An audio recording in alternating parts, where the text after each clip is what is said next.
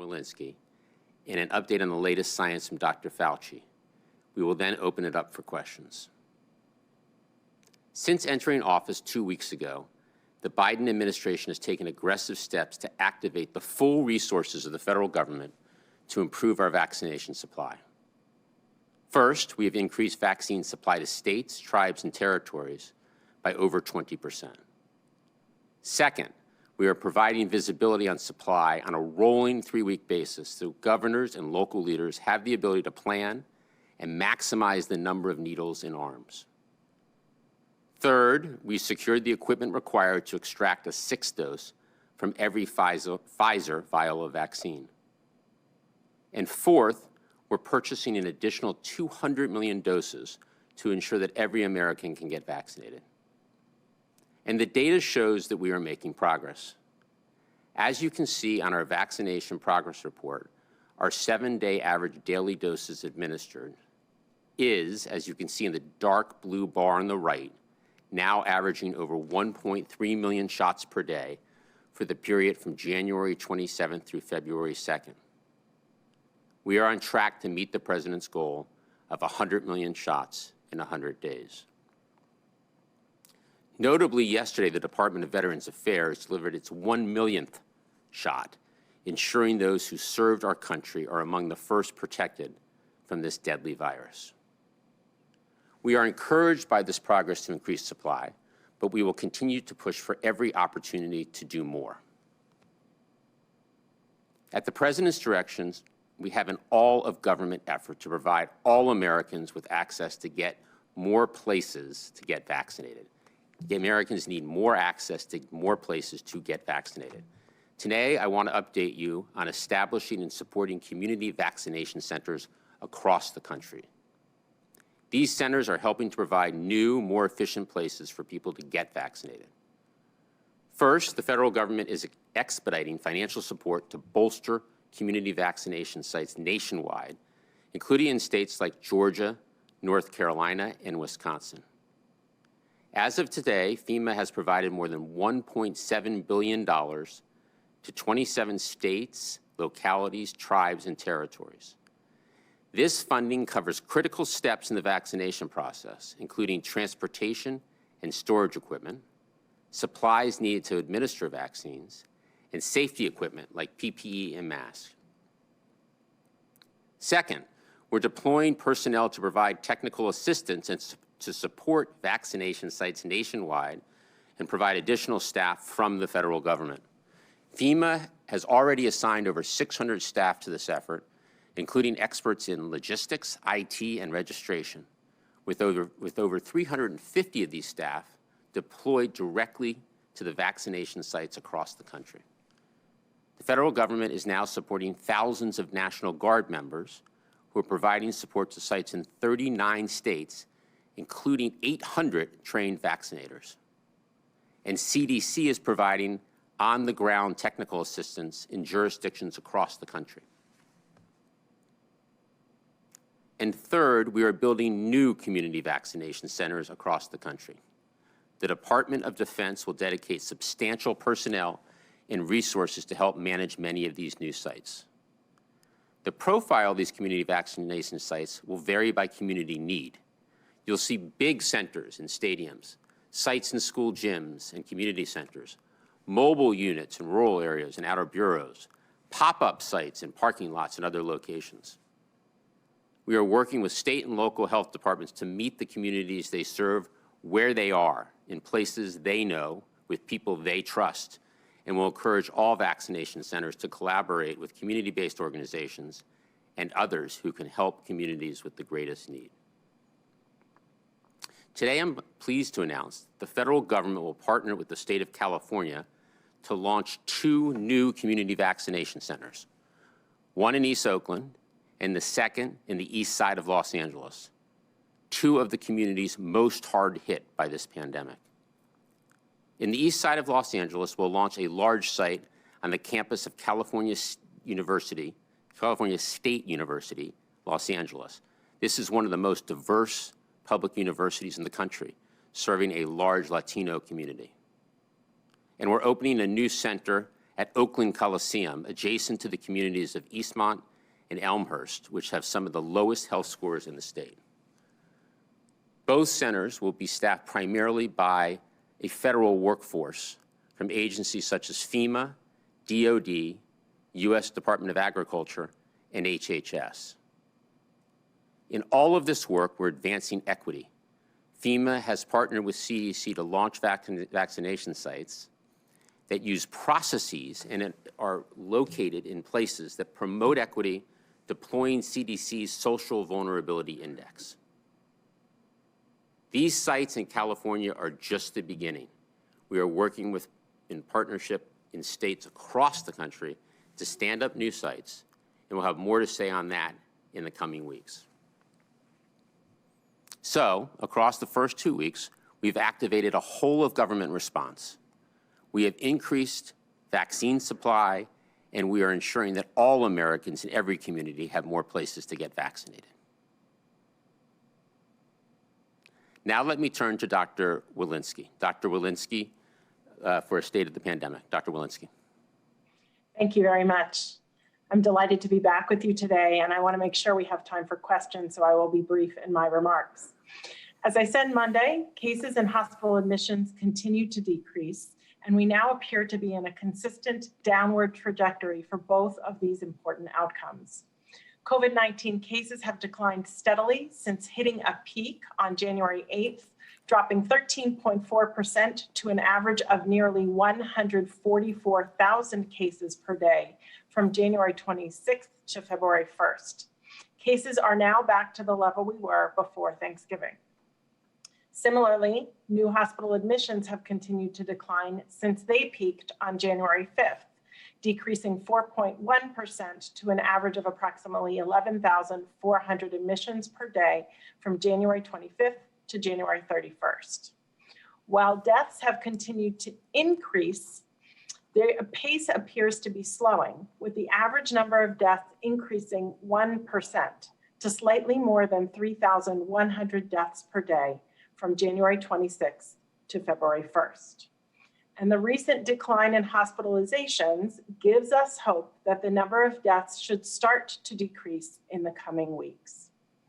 Although we have seen declines in cases and admissions and a recent slowing of deaths, cases remain extraordinarily high, still twice as high as the peak number of cases over the summer.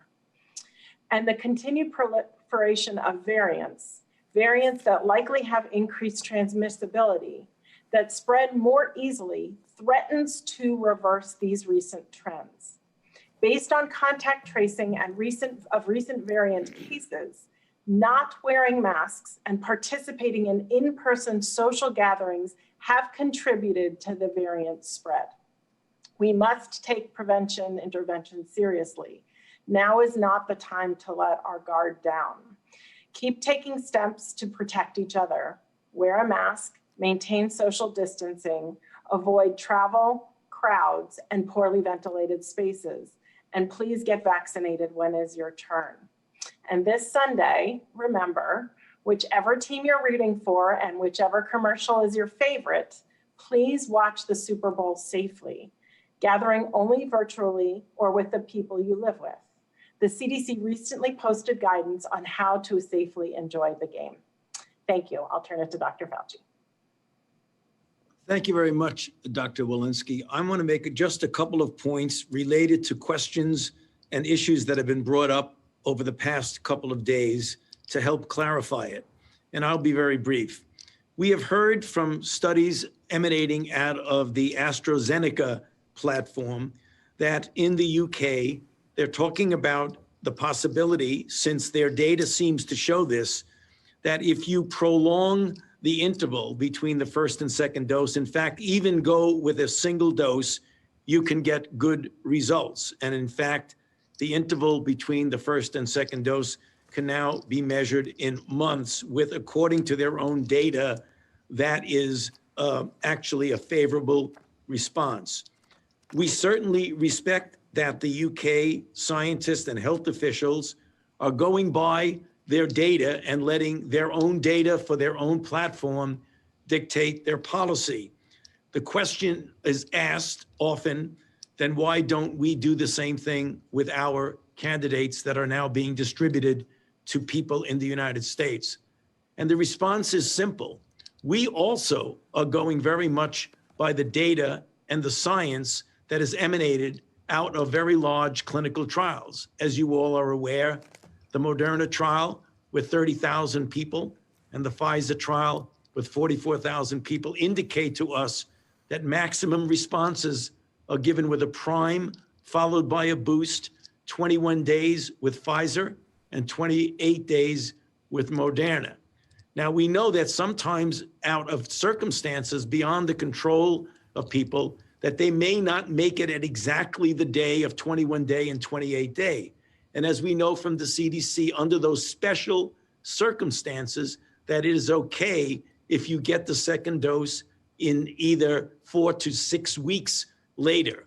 That doesn't mean that we want to do it at 6 weeks later. It means that under special circumstances, it's better to delay that couple of weeks than not do it at all. But we feel strongly that we will go by the science, which has dictated for us the optimal way to get the 94 to 95% response, which is in fact durable for the period of time that we've been following it. One other thing I want to mention, we live in a global community, and it is encouraging to see that other countries are coming out with results from their own vaccine trial, such as the Russian trial that we heard about a day or two ago, the UK and European Union, which are now putting vaccines into people according to the data that they've accumulated, the Chinese trials, et cetera. We in the United States, as I mentioned in a speech I gave a couple of weeks ago to the World Health Organization Executive Board, that we are back on the global scene. We re-entered into our arrangement with the WHO, and we are part of COVAX. So I just want to remind people that this is a global effort. And the more we get the virus controlled globally, and we will be part of that process as part of the global community, the better off we will be. Because I've said it many times, and I'll close by saying it again. We have to be concerned about the mutants. Viruses will not mutate well if you don't give them the opportunity to replicate in a very large way. Namely, if you have an open playing field for the virus, they will replicate and they will mutate. The best way to prevent that is the implementation of the public health measures that Dr. Walensky just mentioned, both home and abroad, as well as the implementation of the administration of vaccines as effectively and efficiently and as quickly as we possibly can. So I'll stop there and hand it back to Jeff. Well, thank you, Dr. Fauci and Dr. Walensky. You have heard from our experts. I want to reiterate, we are at war with this virus. It is clearly a national emergency, and we are doing all we can.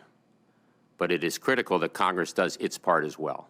We need Congress to quickly pass the American Rescue Plan to provide the funding we need to continue to scale up our vaccination program, as well as for more testing, more genomic sequencing, and more emergency supplies. And we must give families, schools, businesses, and state and local leaders the support they need to fight the pandemic. This will not be easy. Vaccinating everyone in America is one of the greatest operational challenges we've ever faced. And we will not stop working until this mission is complete. With that, let's take a few questions. Hey there, for our first question, we'll go to Weijia Jiang at CBS.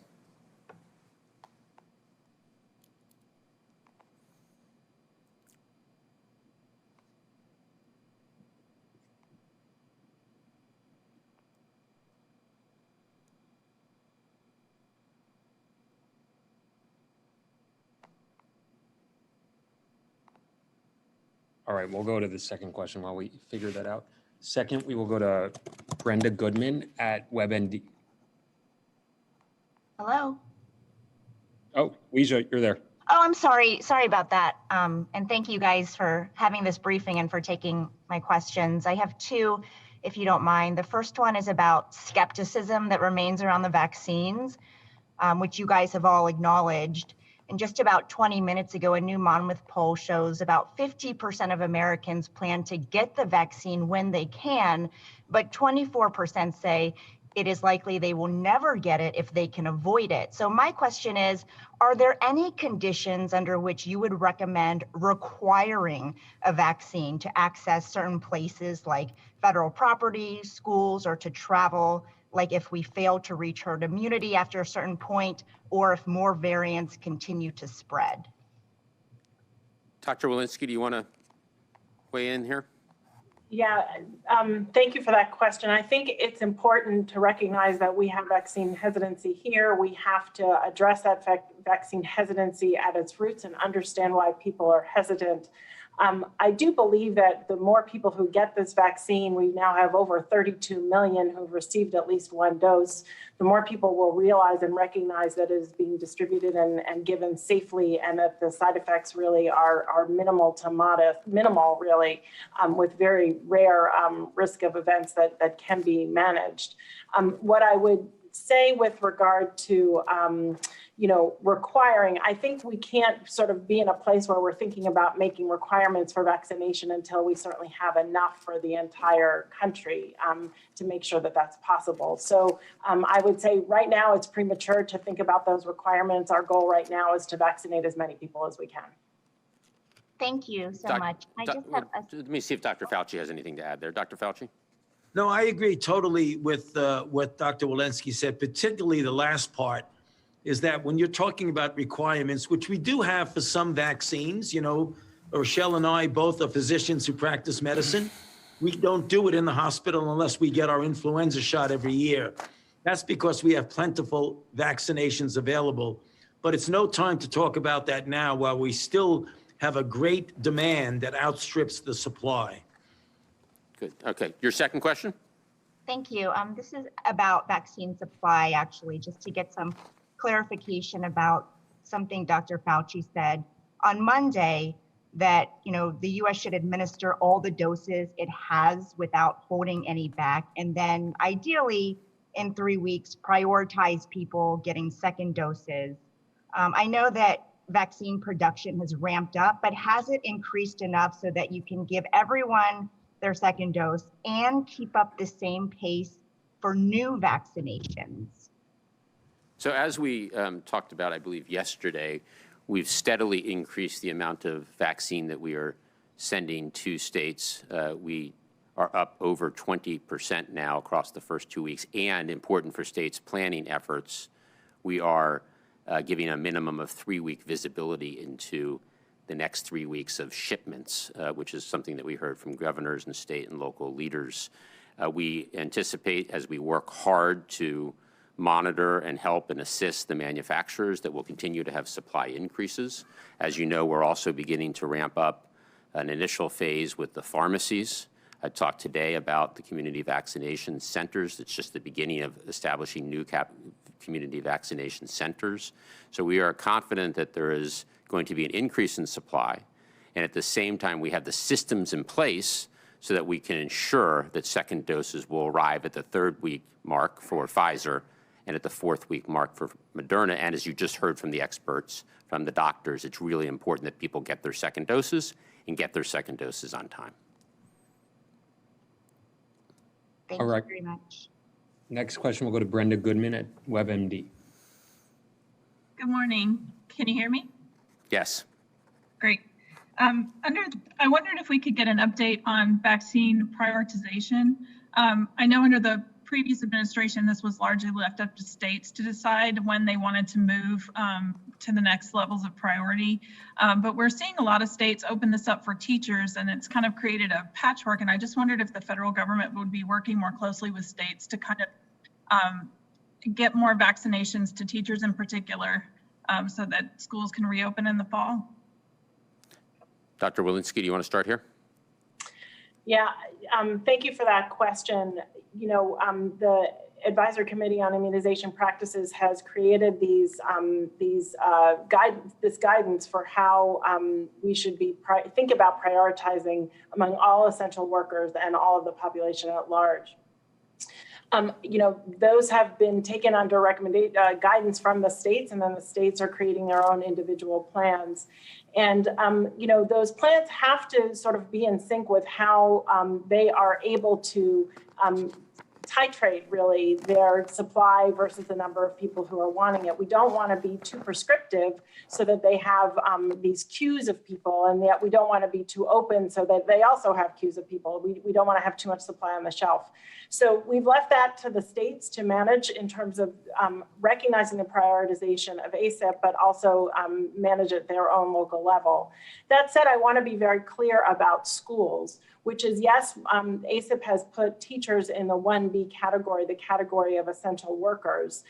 But I also want to be clear that there is increasing data to suggest that schools can safely reopen, and that safe reopening does not suggest that teachers need to be vaccinated in order to reopen safely. So while we are implementing the criteria of the advisory committee and of the state and local guidances to get vaccination across these eligible communities, I would also say that safe reopening of schools is not, that vaccination of teachers is not a prerequisite for safe reopening of schools.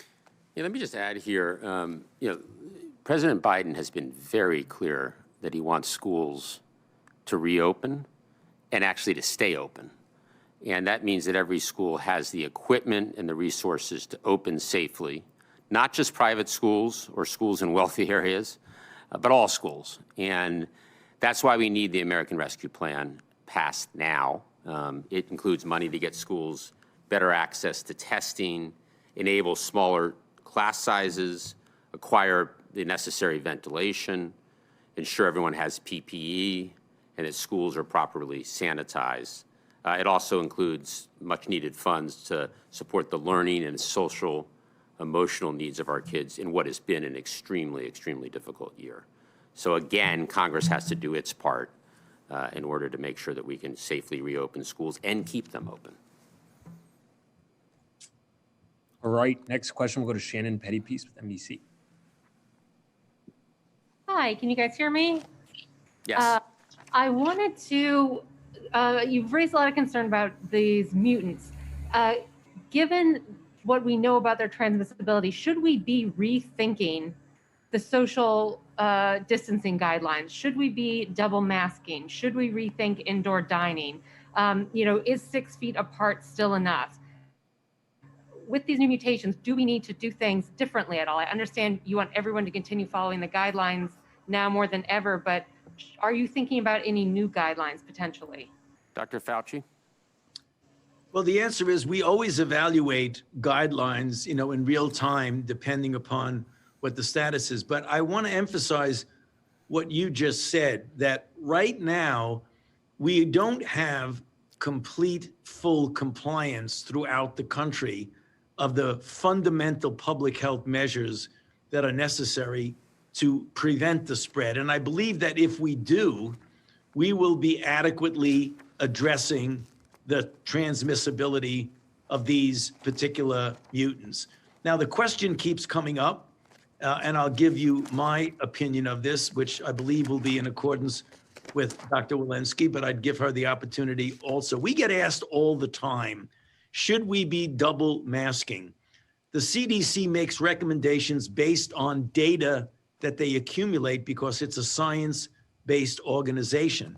Right now, they are looking at these different options of mask wearing.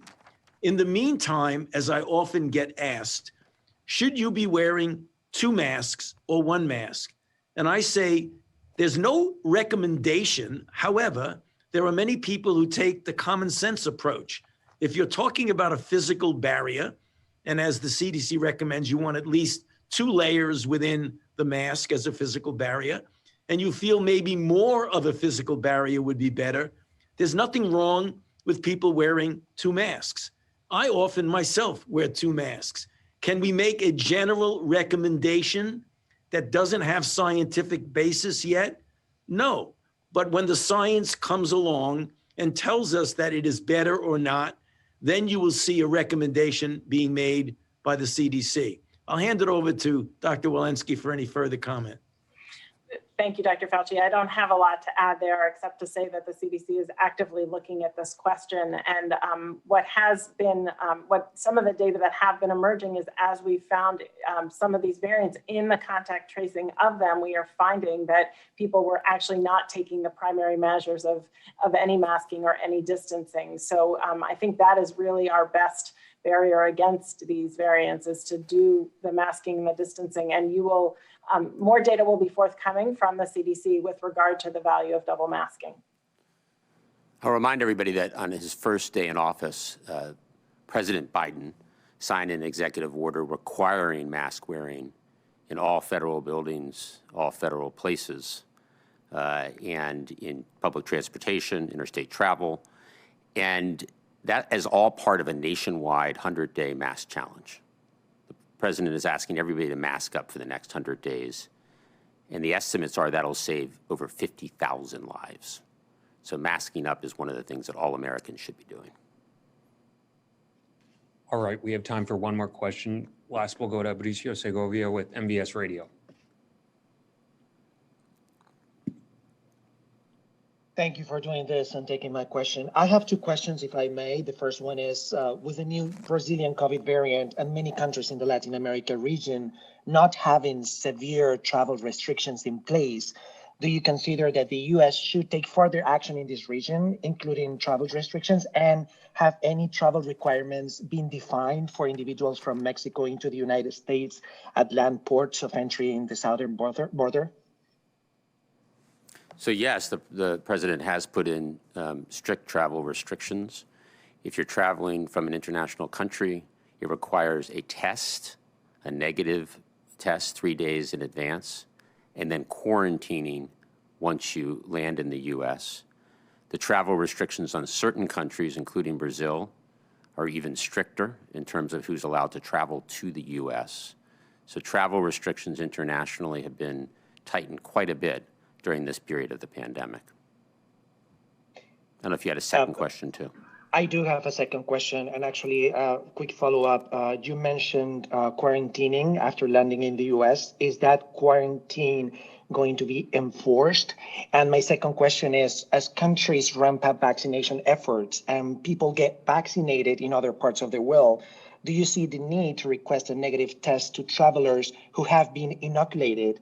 And what are your thoughts on a universal travel document for the vaccinated or vaccination passport, which is being currently discussed internationally? Yeah, let me hand it over to Dr. Walensky in terms of the CDC guidelines on quarantine and how they're working with state and local officials to make sure that the quarantines are enforced. Dr. Walensky. Thank you very much for that question. We are working hard with the state and local officials to work towards increased compliance and work towards facilitating compliance to ensure that those people who are landing here from international settings can comply with the quarantine measures. Again, 7 days of quarantine, as well as a test day 3 to 5 after landing. Good. Well, I want to thank everybody for joining today's briefing. The next briefing will be on Friday. Thank you.